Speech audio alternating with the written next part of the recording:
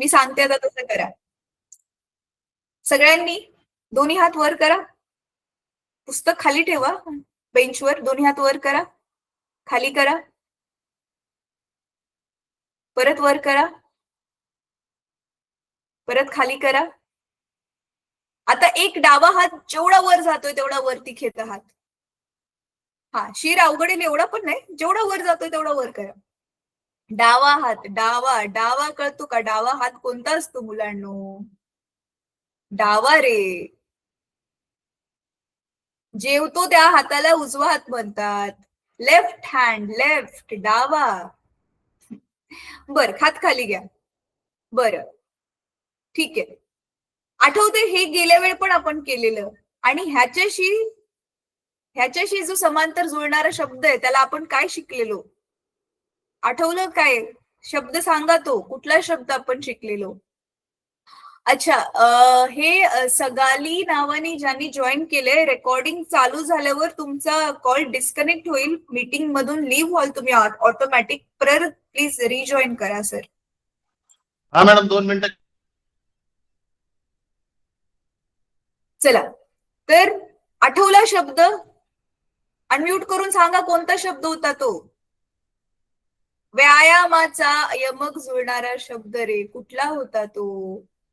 बघितलं मी, तुम्ही काही अभ्यास नाही करत, नुसतं क्लासमध्ये येऊन ऐकता. काय होणार आहे त्याने अभ्यासच नाही केल्यावर? पुढे पाठ मागे सपाट. आयाम. आयाम काय असतं? चला, पटकन तुम्हाला क्विकली रिव्हिजन करून देते गेल्या क्लासमध्ये आपण जे केलेलं त्याची. आणि पुढचा वाला भाग आपण शिकायला सुरुवात करूया. ठीक आहे? कोणता धडा चालू होता ते तरी काढले का व्यवस्थित? धडा कोणता चालू होता आठवते मुलांनो?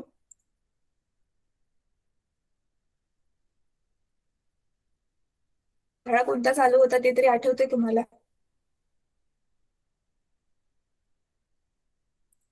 सजीवांमधील जीवन प्रक्रिया. Very good.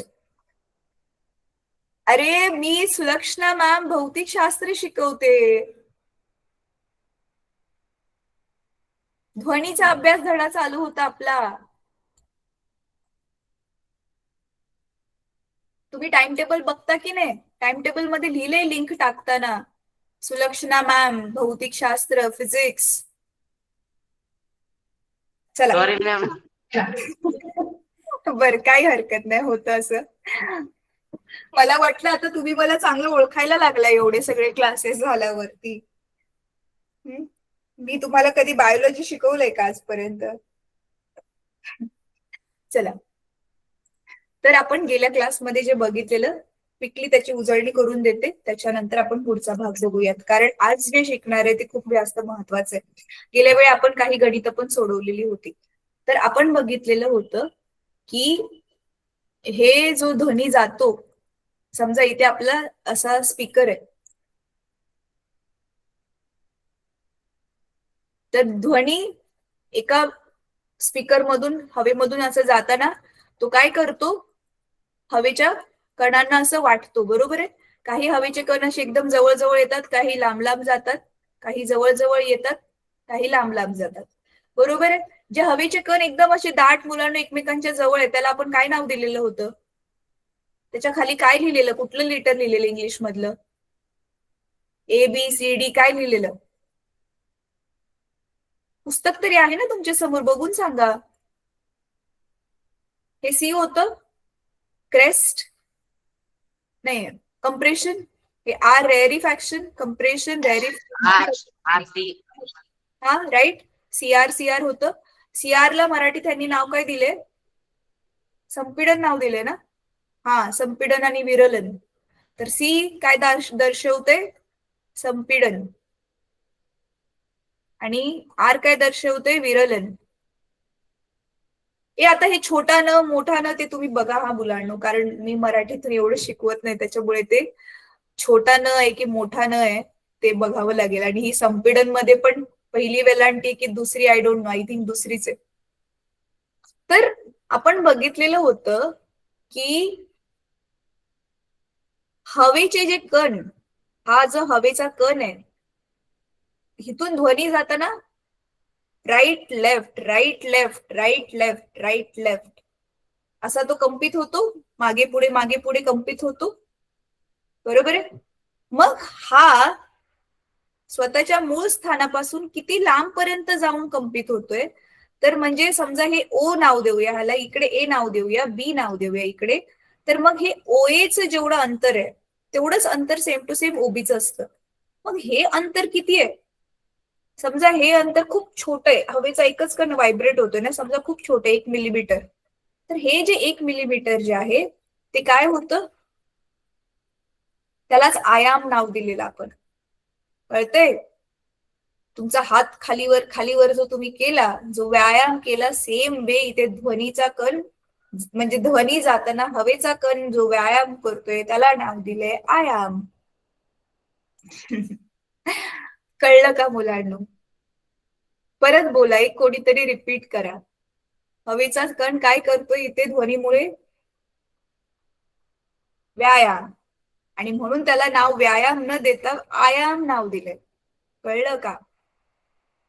पण त्याची लांबी आहे, किती जागा जातोय तो लांब, स्वतःच्या मूळ जागेपासून तो किती लांबीवर जातोय, त्याची लांबी ज्यावेळी आपण मोजतोय पट्टीने, त्यालाच आपण काय नाव दिलेलं आहे?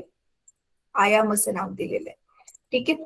तर थांबा, आता मी तुमचं पुस्तक तुम्हाला दाखवते. पुस्तकामध्ये आपण बघूयात की काय चाललंय आपलं.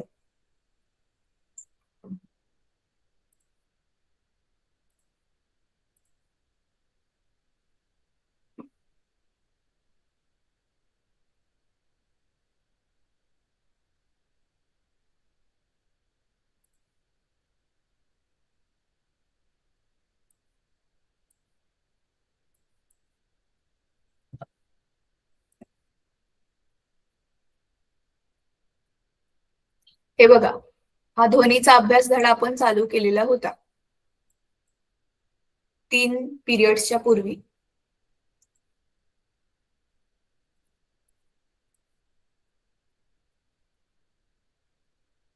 तर हे बघितलं आपण गेल्या वेळी. हे जे सूत्र होतं ना, 1/T is equal to nu, ही वारंवारता कशी काढायची, तरंग काल कसा काढायचा, हे आपण गेल्या पिरियड मध्ये बघितलेलं होतं. आज आपल्याला काय काढायचंय? हा ध्वनीचा वेग काढायचा आहे. ध्वनीच्या वेगाचे 2 सूत्र आहेत. पहिलं सूत्र तरंग लांबी भागिले तरंग काल, हे बघा लॅम्बडा भागिले टी, आणि दुसरं ध्वनीचा वेग वारंवारता गुणिले तरंग लांबी. ही 2 सूत्र वापरून आपण ध्वनीचा वेग काढायचा आहे. ध्वनी किती एकदम फास्ट फास्ट फास्ट, म्हणजे एकदम फास्ट असं तुमच्याकडे येतोय, हळूहळू येतोय तुमच्याकडे, तोच वेग रे. किती फास्ट किंवा किती स्लो आहे ध्वनी, त्याचा आज आपण काय काढणार आहे? वेग काढणार आहे. ठीक आहे. हे ध्वनीच्या वेगाचं सूत्र कसं आलं ते मी तुम्हाला गेल्या क्लासमध्ये ऑलरेडी एक्सप्लेन केले. तुम्ही मिस केलं असेल तर तुम्ही रेकॉर्डिंग बघा. आता परत तेच रिपीट केलं तर आपला सिलेबस कसा होणार मग? चला, ही अजून ही तापमान, घनता, रेणुभार हे काय आहे, ही वाली सूत्र आपण थोड्या वेळानंतरला बघूया. आधी हे वाले जे पहिली 2 सूत्र ह्याच्यावरती आज आपण थोडीशी 2-3 का होईना, छोटी छोटी का होईना गडी सोडवून घेऊयात, आणि मग हा पुढचा भाग आपण बघू.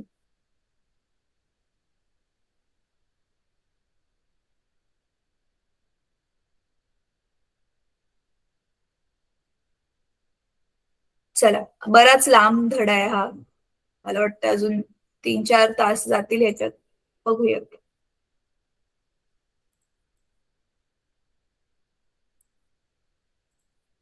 बघा तुम्हाला इथे काय दिलेलं आहे? 2 सूत्र आहेत. एक पहिलं सूत्र काय? ध्वनीचा वेग व्ही ने दर्शवतो आपण, त्याचं पहिलं सूत्र आहे लॅम्बडा भागिले टी, आणि दुसरं सूत्र आहे हे न्यू लॅम्बडा.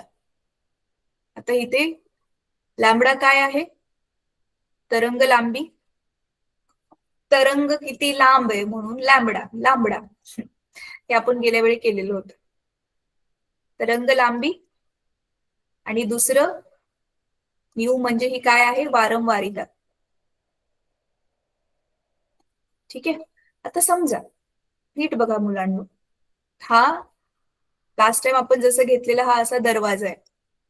इथे आपण काय ठेवलाय, दरवाजाच्या आतमध्ये रूम मध्ये स्पीकर ठेवलाय. ठीक आहे, आणि दरवाजा उघडला की ध्वनी बाहेर येणार आहे असं आपण मानून चालूया. ठीक आहे, दरवाजा साऊंड प्रूफ आहे, त्याच्यामुळे दरवाजा बंद असताना ध्वनी बाहेर नाही येते. साऊंड प्रूफ म्हणजे असा दरवाजा बनलाय की ज्याच्यातून आवाज ऐकायला बाहेर नाही येणार, अशा मटेरियलने बनले. म्हणून आपण दरवाजा ओपन केला की तुम्हाला माहितीये ह्या अशा ध्वनी तरंगा बाहेर पडतील. इथे जवळ जवळ, परत लांब लांब, परत जवळ जवळ, परत लांब लांब, परत जवळ जवळ. म्हणजे हे इथे सी आहे, हे आर आहे, हे परत सी आहे, हे आर आहे, हे सी आहे. बरोबर आहे. आणि तुम्हाला माहिती आहे एक सीआर ला मिळून, हे इथून एक सीआर ला मिळून काय बनते, आपली एक तरंग बनते. एक संपीडन आणि एक विरलन मिळून एक तरंग बनते आणि त्याच तरंगाची लांबी.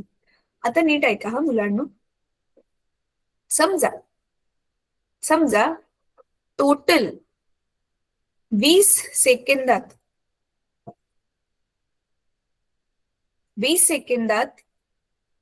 10 ध्वनी तरंग बाहेर पडले.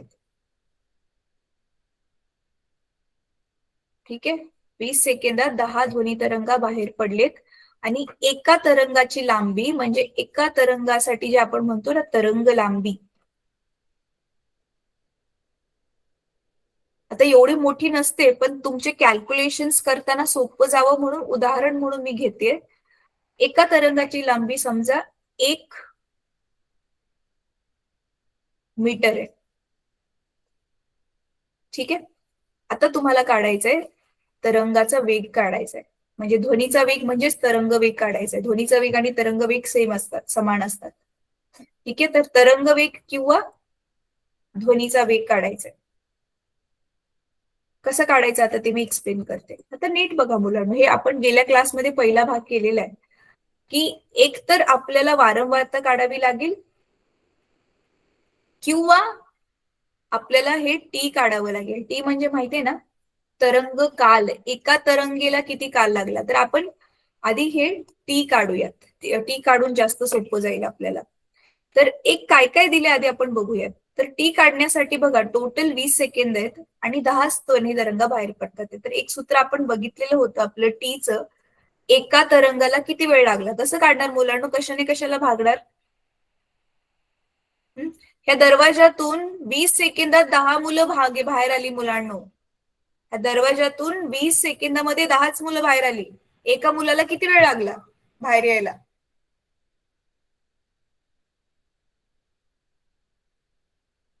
हे गेल्या क्लासमध्ये केलेलं. शहाडाच्या मुलांचा कॅमेरा का ऑफ आहे.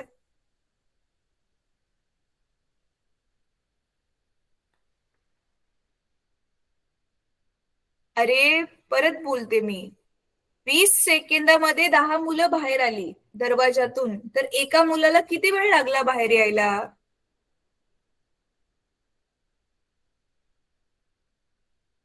टोटल सेकंड किती आहेत, 20, आणि 10च मुलं बाहेर आली. म्हणजे एका मुलाने किती सेकंड वेळ घेतला बाहेर येण्यासाठी. 2 सेकंड ना, बरोबर आहे. टोटल किती वेळ लागलाय, एकूण काळ, हे सूत्र गेल्या वेळी पण आपण लिहिलेलं. एकूण काळ किती लागलाय आणि एकूण ध्वनी तरंगा किती आहेत. ध्वनी तरंगांची संख्या लिहूया तिथे आपण. मग 20 भागिले 10 म्हणजे एका ध्वनी तरंगाला बाहेर यायला 2 सेकंड लागले. कळलं. मग आपल्याला टी मिळाला. दुसरं, ह्या दोन दिलेल्या गोष्टींवरून आपल्याला टी मिळाला. दुसरं आता दिले तरंग लांबी. तरंग लांबी ऑलरेडी दिले 1 मीटर आहे आणि तरंग लांबी म्हणजेच लांबडा आहे. तर लांबडा आपल्याला 1 मीटर दिलेला आहे. बरोबर आहे. मग झालं, तुमच्याकडे आता लांबडा पण आहे, टी पण आहे. उत्तर काढा. वेगाचं सूत्र, व्हीचं सूत्र घेऊन काढा उत्तर. लांबडा भागिले टी म्हणजे लांबडा आहे 1 आणि टी आहे 2. 1/2. 1/2 ला दशांश रूपात 1/2 म्हणजे किती असतं, अर्धा. अर्ध्याला आपण दशांश रूपात काय लिहितो, 0.5 मीटर प्रति सेकंड. झालं, आला तुमचा तरंगचा वेग. म्हणजे ध्वनीचा वेग आला तुमचा.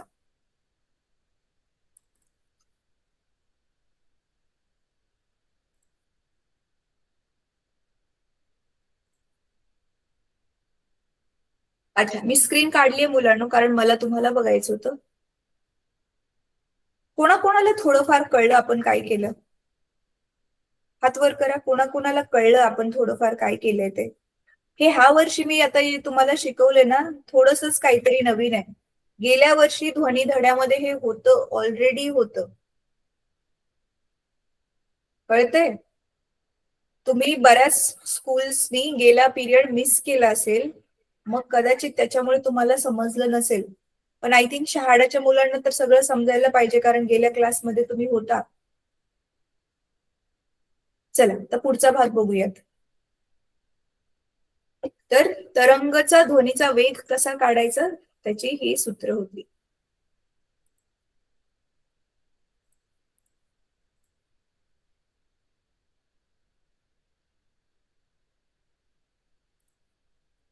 पुढे बघूयात आता. आता ही जी मुलांना ना एक्स्ट्रा माहिती दिली आहे, ह्याच्यावर एवढी काही गणित नाही विचारली जाणार. आता बघा ध्वनीचा ना, चला एक वायूमधील वेग, तापमान, घनता वगैरे दिले ना, मग हे तुम्हाला एक्सप्लेन करते. त्याआधी आपण अजून एक एक्सपेरिमेंट करणार आहोत.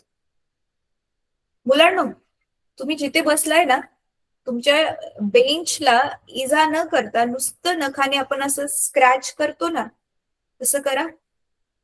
असं बसलाय तसंच नखाने फक्त स्क्रॅच करा बेंचला. हा हा राईट, जसं आता करताय, करेक्ट. आवाज येतोय कानापर्यंत, आवाज पोहोचतोय ते स्क्रॅच केलेला? मॅडम आमचे बेंच आहे. अच्छा बरं ठीक आहे, तुमच्याकडे लाकडाचं काहीतरी असेल तर त्याच्यावर करा. ज्यांच्याकडे नाहीये काही हरकत नाही, जे करतात ते त्यांच्याकडे बघा. नाहीये ते आवाज कानापर्यंत, आवाज नाही पोहोचत आहे, बरोबर आहे. आता बेंचवर कान चिटकवा. चला खाली डोकं करा सगळ्यांनी, बेंचवर कान चिटकवा. हा व्हेरी गुड. आणि आता स्क्रॅच करा.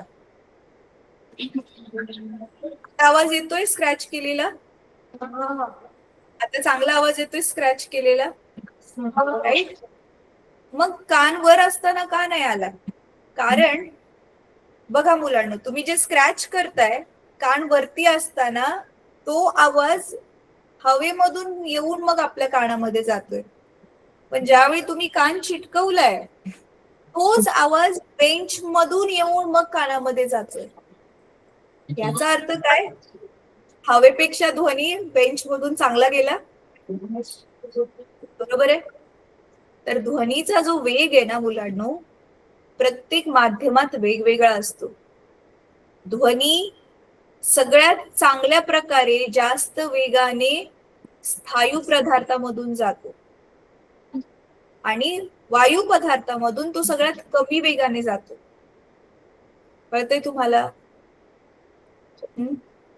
आता अजून एक, आता स्थायू आणि वायूचं तर आता आपण करून बघितलं. पाण्याचं कसं करणार? पाणी द्रव घेऊन. अच्छा मला सांगा, तुमच्या शाळेमध्ये, हॉस्टेलमध्ये, तुम्ही जिथे कुठे राहताय, मंदिरामध्ये जी वाजवतो छोटीशी घंटा असते ती कोणाकोणाकडे आहे? कोणाच्या शाळेमध्ये? हात जरा वर करा. हा बरं ठीक आहे. आता त्या शाळेच्या घंटेचं काय करायचंय मी तुम्हाला सांगते. एक त्याने आपण आज प्रयोग करणार आहोत. आपली क्लास संपल्यावरती तुमच्या टीचर्सची परमिशन घेऊन किंवा आज शाळा सुटल्यावरती काय करायचं बघा, नीट बघा मुलांना. दिसतंय ना? पाण्याची ना अशी बकेट घ्यायची आणि त्या बकेटमध्ये असं पूर्ण व्यवस्थित फुल पाणी भरायचंय. पाणी भरून घेतलं, हातामध्ये घंटी घ्यायचे, पाण्याच्या आतमध्ये अशी जी घंटी असेल ना ती वाजवायची. तुमचा एक हात पाण्याच्या आतमध्ये आणि पाण्याच्या आतमध्ये तुम्ही घंटी वाजवताय. आता जसं बेंचला कान चिटकवलेला ना, तसंच आता इथे पाण्यावरती कान ठेवायचंय. पण असा कान ठेवा की पाणी आत घुसायला नको, नुसतं चिटकवायचंय आणि खाली घंटी वाजवत राहायची. आणि तुम्हाला बघायचंय पाण्याच्या आतमध्ये वाजणाऱ्या घंटीचा आवाज येतोय की नाही. कळलं? कळलं काय करायचंय? पाण्यामध्ये घंटी वाजवून त्याचा आवाज ऐकायला येतोय की नाही ते बघायचंय. खूप छान स्पष्ट आवाज ऐकायला येईल. म्हणजे एक असतात आपले स्थायू.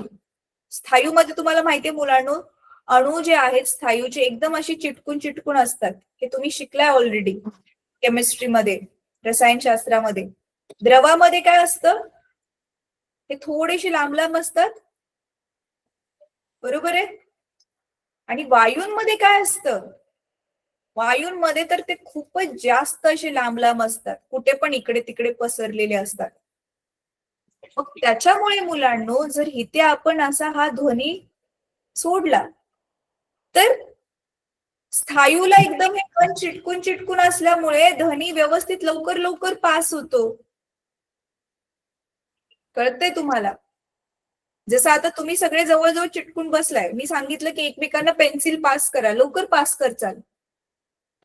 पण लांब लांब बसल्यावर इकडून घ्या, मग इकडे द्या, खूप जास्त वेळ लागेल ना. तसंच इथे होतंय. आपण बघितलेलं ध्वनी कसा पास होतो, आपण बघितलेलं पासिंग द पार्सल गेम सारखा तो पास होतो. तर हा हवेचे कण काय करतात, इकडून ध्वनी घेतात, बाजूवाल्याला देतात, परत पुढच्याला देतात, असं एक एक करून पास होत चाललाय ध्वनी. मग तो वायूंमध्ये आणि द्रवामध्ये अणूच मुळात लांब लांब असल्यामुळे वेळ लागतो. ध्वनी पास व्हायला जास्त वेळ लागतो, वेग पण मग त्याचा कमी होतो. ठीक आहे? कशामध्ये? वायूमध्ये. म्हणून ध्वनीचा जो वेग आहे तो स्थायूच सगळ्यात चांगला आहे. हे बघा, तुमच्या आता इथे पुस्तकामध्ये तक्ता दिला असेल, दिसतोय तुम्हाला हा तक्ता मुलांनो? विविध माध्यमात 25 अंशाला तापमानाला ध्वनीचा वेग. म्हणजे एवढं तापमान आपण घेतलं, सेम टू सेम तापमानाला प्रत्येक वस्तूमध्ये ध्वनीचा वेग. आता मला हा टेबल बघा मुलांनो, हा तक्ता बघा आणि आता एका प्रश्नाचं उत्तर द्या. सगळ्यात कमी वेग ध्वनीचा कशात आहे? हा पूर्ण तक्ता बघा आणि सांगा बरं, सगळ्यात कमी वेग कशात आहे ध्वनीचा?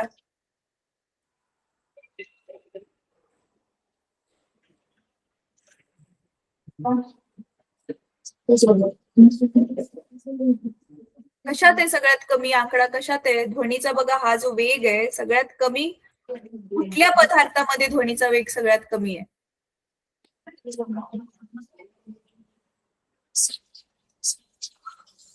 माझी स्क्रीन दिसते ना? हा, सांगा ना मला. तक्ता बघा, तुमच्या पुस्तकात बघा हवं तर हा तक्ता, आणि सांगा मला सगळ्यात कमी वेग कशात? Yes, sulphur dioxide. Very good. सगळ्यात जास्त कशात आहे? सगळ्या शाळांनी प्लीज म्यूट करा, कोणीतरी बोलण्याचा आवाज येतोय मधूनच. हा, सगळ्यात, आता मला हा तक्ता बघून परत सांगा, सगळ्यात जास्त ध्वनीचा वेग कशात आहे? म्हणजे सगळ्यात जास्त चांगला आपल्याला ऐकायला येईल असेल कोणता पदार्थ आहे?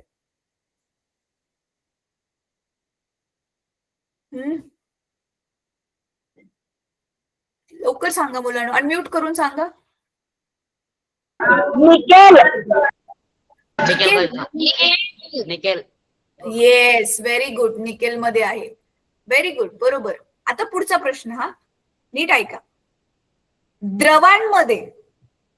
द्रवांमध्ये असा कोणता पदार्थ आहे ज्याच्यात ध्वनीचा वेग सगळ्यात जास्त आहे? द्रवांमध्येच फक्त.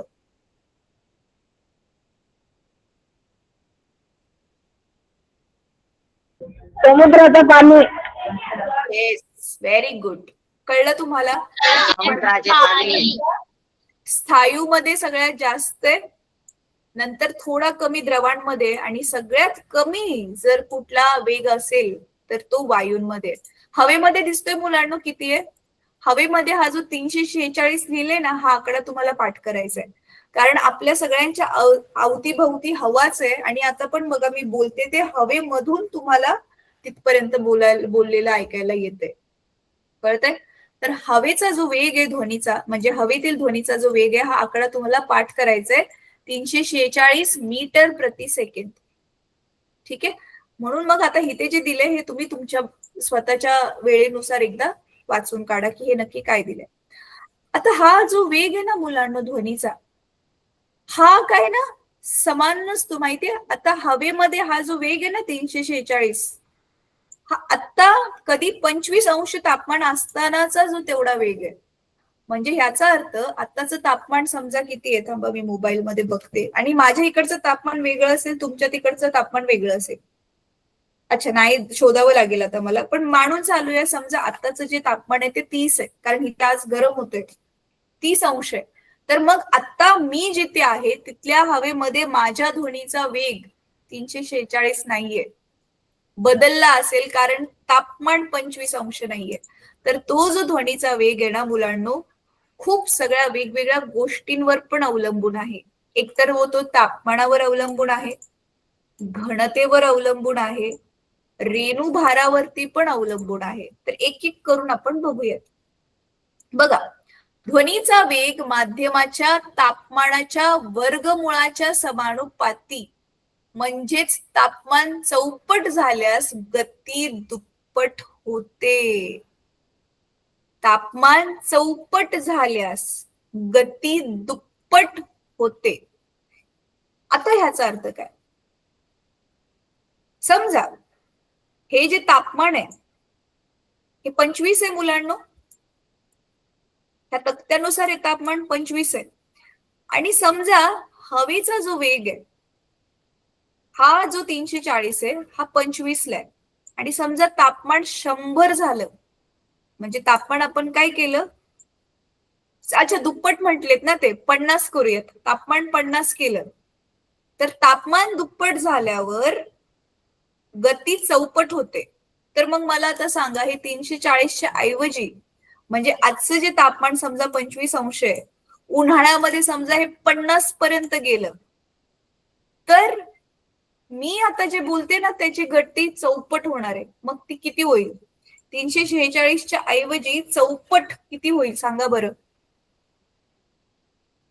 कितीने गुणणार आपण 346ला? अच्छा, कितीने गुणणार तेवढं तरी सांगा ना. चौपट होईल म्हणजे कितीने गुणणार आपण? मुलांनो, कितीने गुणणार? गुणून नका, उत्तर फायनल नका सांगू, गुणणार कितीने ते तरी सांगा. चौपट होईल ना, तापमान दुप्पट केल्यावर गती चौपट होईल. चौपट म्हणजे कितीने गुणणार? हाताच्या आकड्याने सांगा मला, की ज्यांना गुणाला माहितीये. 1ने गुणणार, 2ने गुणणार, 3ने गुणणार, 4ने गुणणार, कितीने गुणणार चौपट म्हणजे? 4ने गुणणार ना रे, चौपट होईल म्हणजे 4ने गुणणार. हा, म्हणजे बघा हे जे 346 आहे ह्याला 4ने गुणल्यावर जे उत्तर येईल एवढी जास्त गती वाढेल. म्हणजे तापमान वाढल्यावर गती सुद्धा काय होते? वाढते. कळलं? म्हणजे मला थंडीच्या दिवसात समजा मी तुमच्या शाळेत असतील, तर थंडीच्या दिवसात मी हळू बोललं तरी तुम्हाला चांगलं ऐकायला येईल. चांगलं थंडीच्या दिवसात चांगलं ऐकायला येईल की गरमीच्या दिवसात चांगलं ऐकायला येईल मुलांना? थंडीत चांगलं ऐकायला येईल की गरमीत चांगलं ऐकायला येईल?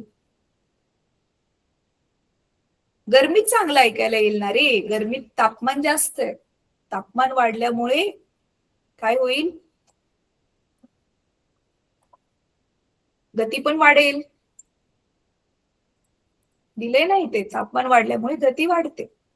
म्हणून गरमीच्या दिवसात तुम्हाला जास्त स्पष्ट ऐकायला येईल. लांबवर कोणी बोललं तरी पण स्पष्ट ऐकायला येईल. तर हे झालं तापमानाशी काय संबंध आहे. दुसरं काय आहे हे बघा, घनतेच्या तो व्यस्तानुपाती आहे, ते पण वर्गमुळामध्ये. घनता काय असते? कुठलं पण माध्यम किती दाट किंवा विरळ आहे, माध्यम जेवढं जास्त तेवढा वेग जास्त. म्हणून आता आपण बघितलं ना, स्थायू असे घन असतात, दाट असतात, तर स्थायूंमध्ये वेग जास्त आहे, वायूंमध्ये वेग कमी आहे, कारण वायूंची घनता कमी असते, स्थायूंची घनता जास्त असते. ठीक आहे. आणि नंतर इथे काय दिले? रेणुभार. रेणुभार काय असतं हे तुम्ही रसायनशास्त्रामध्ये, केमिस्ट्रीमध्ये ऑलरेडी शिकलात. मग जर समजा रेणुभार म्हणजे एम आहे, तर रेणुभाराच्या वर्गमूळाच्या तो व्यस्तानुपाती असतो. आता ह्याच्यावर थोडेफार छोटी छोटी कदाचित गणित असतील. आता बघा इथे विचार करा म्हणून लिहिले. चला आता मुलांना मी तुम्हाला ना 30 सेकंडचा वेळ देते आणि फक्त हे वाचून काढायचंय. चला हे वाचून काढा बरं.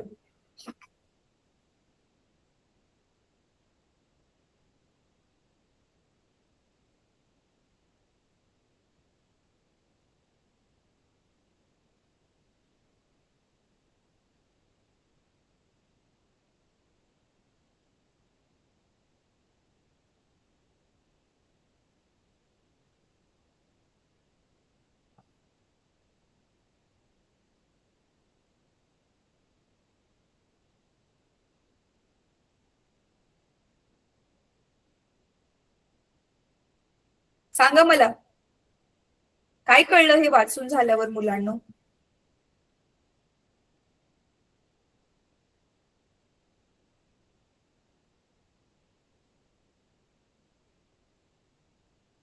काय समजलंय वाचून झाल्यावरती? ऑक्सिजनचा तुम्ही बघू शकता रेणुभार 32 आहे आणि हायड्रोजनचा 2च आहे. यावरून काय स्पष्ट होईल?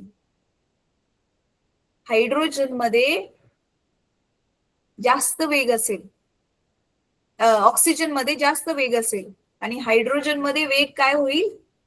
कमी होईल. कळते तुम्हाला? चला आता पुढच्या भागाकडे जाऊयात आपण. थांबा इथे एक उदाहरण आपण बघूच या. थांबा हे हायड्रोजन आणि ऑक्सिजनच काढूयात आपण. बघा काय दिलेलं आहे. आपला जो वेग असतो हा व्यस्तानुपाती असतो, बरोबर आहे? कशाच्या? रेणुभाराच्या व्यस्तानुपाती असतो, हे दिलेलं आहे. मग आता हायड्रोजन साठी आपण H घेऊयात, ऑक्सिजन साठी आपण काय घेऊयात? O घेऊयात. मग आपण ह्यांना भागलं की बघा हायड्रोजन साठी किती येणार आहे वर्गमुळामध्ये? इथे बघितलं ना हायड्रोजनचा रेणुभार किती आहे? 2 होता ना, दिसतोय हा 2. तर ठेवा इथे ती किंमत. तर हायड्रोजन साठी अच्छा इथे आपण एकमेकांना भागूयात मुलांना, म्हणून आपण VH भागिले VO केल्यावरती इथे हायड्रोजन साठी काय येणार? 1/√2 भागिले इथे 1/√32. मग आता तुम्ही हे ऑलरेडी करणी धड्यामध्ये शिकलाय, आता 9वी मध्येच. ह्याला आपण असं लिहू शकतो 1/√2 गुणिले हे भागाकाराचं चिन्ह काढून मी काय करू शकते? गुणाकाराचं चिन्ह टाकून ह्याला असं लिहू शकते 32 भागिले वर्गमुळात 32 भागिले सॉरी एक आहे ना हा, तर इथे 1 येऊ शकतो. तर मग आपल्याकडे काय आलं? हे ह्याला सोडू आता. उत्तर आलं मग आपल्याकडे. तुम्हाला माहितीये ना दोघांकडे पण वर्गमूळ असल्यावर आपण एक कॉमन वर्गमूळ टाकून 32 भागिले 2 करू शकतो. मग 16 दुनी 32 वर्गमुळात आलं 16, तर काय आलं? 8 आलं का वर्गमुळात उत्तर? 4 चौक 16 ना, 4 आलं. म्हणजे आपल्याकडे काय आलं? VH भागिले VO बरोबर 4. याचा अर्थ हायड्रोजन मध्ये ऑक्सिजनच्या, हे दिसते तुम्हाला, ह्या दोघांचे जे आहे ते किती आलं?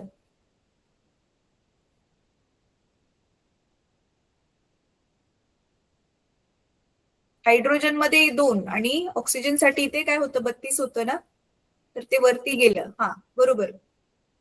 तर हे VH इज इक्वल टू 4 पट VO झालं. कळते तुम्हाला? हे समानुपाती की व्यस्तानुपाती? मी काहीतरी गडबड नाही ना केली? हा व्यस्तानुपाती आहे. व्यस्तानुपाती असल्यामुळे तुम्ही बघू शकता जेवढा रेणुभार कमी तेवढी ध्वनीची जास्त हे वेग जास्त असेल. म्हणजे हायड्रोजन मध्ये ऑक्सिजनच्या तुलनेत 4 पटीने जास्त वेगाने काय जाते? ध्वनी जाते. कळते मुलांनो? हो नाही काहीतरी उत्तर द्या.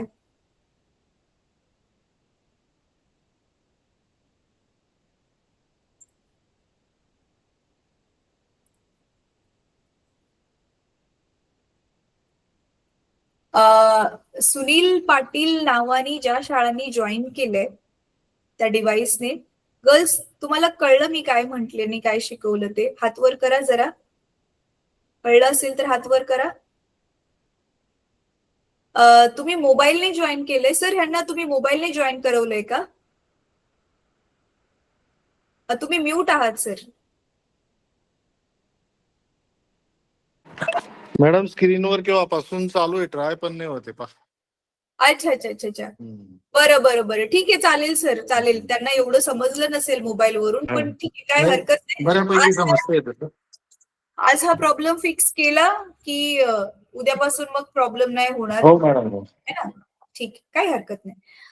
अच्छा, मला शहाड्याच्या मुलांनी कॅमेरा ऑफ का केलाय? मुलांना कॅमेरा ऑन करा. कळलं तुम्हाला मी आता जे शिकवलं ते? रेणू भार घेऊन कसं आलं, कळलं असेल तर करा. ठीक आहे, ठीक आहे. चला, आता आपला अजून एक टॉपिक आज करूयात आपण.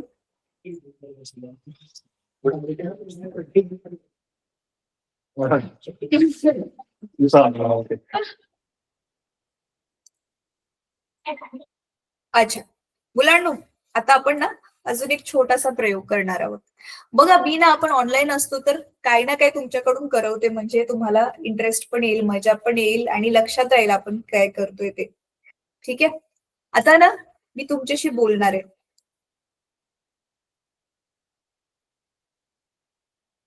ऐकायला आलं तुम्हाला? नाही ऐकायला आलं? कारण मी खूप हळूने बोलले. मग जो आवाज आपल्याला ऐकायला येत नाही त्या आवाजात मी बोलले. आवाज ऐकायला येणं म्हणजे श्रवण म्हणतात मराठीत. कोणाकोणाला माहितीये श्रवण? हात वर करा. माहितीये श्रवण शब्द? माहितीये? मग जो ध्वनी आपल्याला ऐकायला येतो त्याला ह्यांनी नाव दिले श्राव्य ध्वनी. ऐकायला आलं? नाही आलं? तर जो आवाज ऐकायला येत नाही त्याला काय नाव दिले? अश्राव्य ध्वनी. मग कुठला आवाज ऐकायला येतो आणि कुठला आवाज ऐकायला येत नाही? आपल्याला माणसाला नैसर्गिकरित्या आपल्याला जे कान मिळालेले आहेत ना, आपल्याला सगळेच्या सगळे ध्वनी ऐकायला येत नाहीत. कारण काही ध्वनी खूप लहान असतात आणि काही ध्वनी खूप मोठ्या आवाजाचे असतात, ते पण आपल्याला ऐकायला येत नाहीत. ऍक्च्युली आवाज नाही म्हणू शकत, वारंवारिता म्हणू शकतो आपण त्याला. तर आता इथे बघा, तुमच्या पुस्तकामध्ये बघा,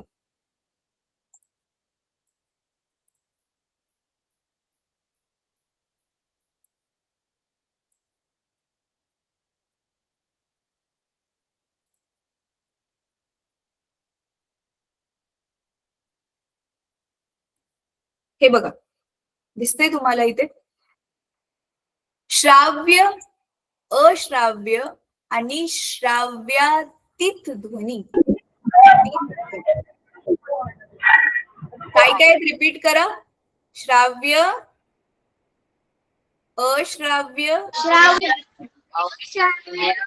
आणि श्राव्यातीत. हा, येस. आता म्हणजे काय बघा मुलांना, बघा इथे दिले, मानवी कानाची ध्वनी ऐकण्याची मर्यादा 20 हर्ट्झ ते 20,000 हर्ट्झ आहे. म्हणजे एवढ्या वारंवारतेचा ध्वनीच आपण ऐकू शकतो. वारंवारता काय असते तुम्हाला आठवत असेल? एका सेकंदात किती ध्वनी तरंग बाहेर पडतात त्याला आपण वारंवारता म्हणतो, बरोबर आहे? म्हणजे एका सेकंदात मुलांना 20 ध्वनी तरंग बाहेर पडल्या तर आपल्याला ऐकायला येईल. 21, 22, 23 असं 20 पासून 20,000 ध्वनी तरंग जर एका सेकंदात बाहेर पडल्या तर तेवढ्या आपल्याला ऐकायला येतील. पण एका सेकंदामध्ये 20 पेक्षा कमी, खूप हळूहळू ध्वनी तरंग बाहेर पडत असतील तर तो आवाज आपल्याला ऐकायला नाही येणार. आणि 20,000 पेक्षा जास्त खूप फास्ट ध्वनी तरंग बाहेर पडतात, तो पण आवाज आपल्याला ऐकायला नाही येणार. कळतंय तुम्हाला? तर मग 20 हर्ट्झ ते 20,000 हर्ट्झ मधला जो ध्वनी आहे तो आपण ऐकू शकतो, म्हणून मग त्या ध्वनीला श्राव्य ध्वनी म्हणतात. कळते? आणि मग 20 हर्ट्झ पेक्षा जो कमी ध्वनी असेल ना, बघा, मानवी कान 20 हर्ट्झ पेक्षा कमी व 20,000 हर्ट्झ पेक्षा जास्त वारंवारतेचा ध्वनी ऐकू शकत नाहीत. 20 हर्ट्झ पेक्षा कमी वारंवारतेच्या ध्वनीस अश्राव्य ध्वनी म्हणतात.